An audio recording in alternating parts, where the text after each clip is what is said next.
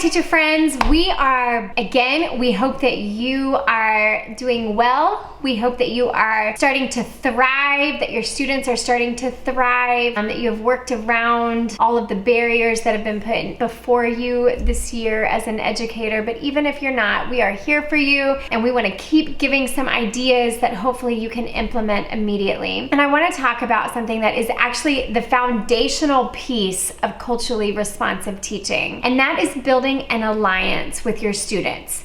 Now, an alliance, just to clarify, goes past just a relationship, right? So an alliance is built to meet a common goal. And the goal here, the end goal, is going to be your students' highest success. And so we want to make sure that we are facilitating that alliance in a way that they will build on their learning. It's so hard right now. If you are a virtual teacher, it is really difficult to build a relationship through a computer screen. And if you are face-to-face, not being able to touch your students with a high five or a handshake or a hug, not even being able to see their smiles because they're wearing a mask, can cause distance that is harmful not only to your relationship with your students, but also to their learning. And so we want to make sure that we are giving you guys some ideas on how to build this alliance, whether you're virtual or whether you're in a classroom with social distancing. I wrote a blog on this a while back. We have the link to it down below if you want to go a little bit deeper with it. But I just want to throw out a few ideas, right? So building an alliance starts with getting to know the other person, getting to know your students.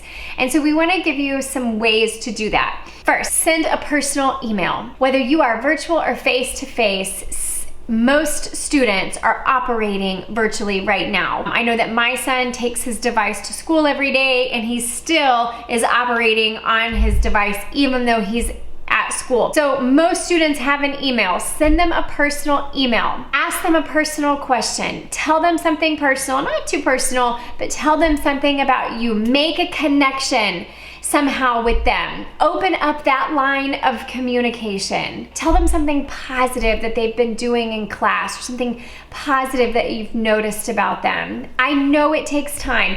Building an alliance takes time, and I'm not going to apologize for that because it's so necessary, and it will save you time on the end. And I'm just not even going to lie, it's going to make teaching so much more enjoyable, and it's going to make learning so much more meaningful. So it's worth it. First one, send a personal email.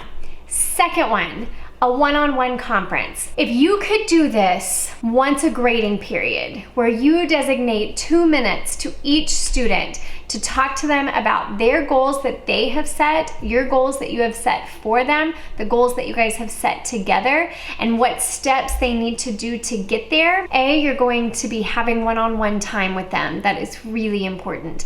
B, you're gonna be looking at the goals that they've set for themselves, goals that you have set for them, and then the goals that you guys have set together, the steps that they need to take to get there, and then most importantly, their progress along the way. This is really important in meeting the goals, and it's also just important in celebrating the progress. I encourage you, whether you are virtual or face-to-face, designate the time for this because it will pay dividends in the end, okay? Third strategy, an interactive journal. This is different than interacting with the content, like an interactive notebook. Those are really good too.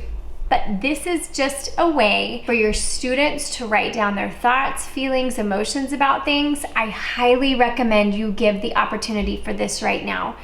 Between COVID, between the racial tension, between all of these things that are happening, students are feeling isolated, they're feeling alone. They may have spent a lot of time at home alone. If parents were working, they might have parents who have lost jobs.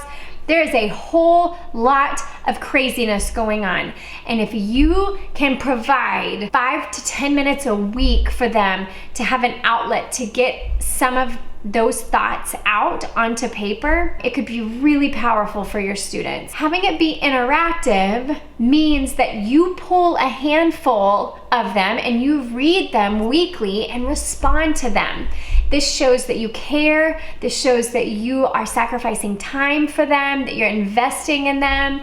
And this is a great way if you have a student who maybe seems to be slipping, who maybe is falling asleep in class, who maybe seems like something is going on, that you can start to maybe start to pull some things out and respond in a non-threatening way. So an interactive journal is a great way, again, whether it be virtually or face-to-face, to start building that alliance, moving towards that alliance. If you are virtual, I think this is going to be one of your biggest challenges, but it's also going to be one of the things that leaves the biggest holes in education this school year. So I want to give you a few ideas for how to build an alliance if you are virtual. Now, all of the ideas that I just gave, you can do and you need to, especially the goal setting conferences, the one-to-one conferences. That needs to happen regardless. Sidewalk chalk on a driveway or on a porch is a fantastic way to reach out to the students, to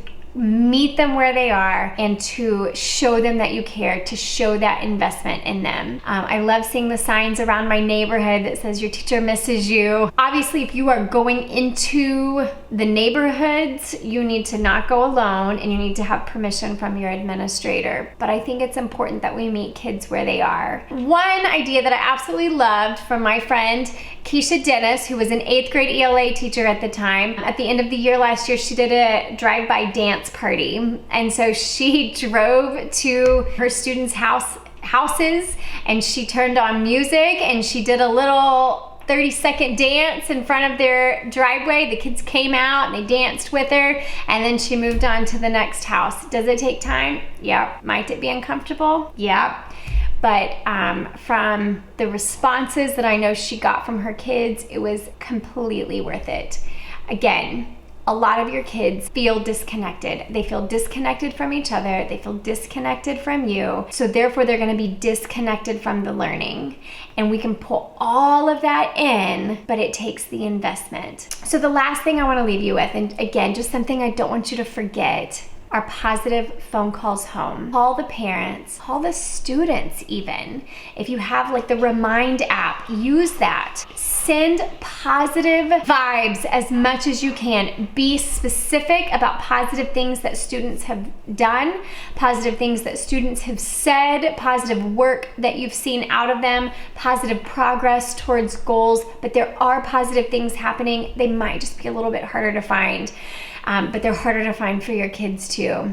So help them find them. Invest. I promise you it'll be worth it. We are here for more ideas on this. Again, if you want to dig more into an alliance, check out our book here. It's such a powerful thing, and learning just really cannot occur with a lot of students without it. You've got this. You love your kids. You love what you do. It's really hard right now, but don't give up. Keep going. And we'll be back in the next video with some more ideas.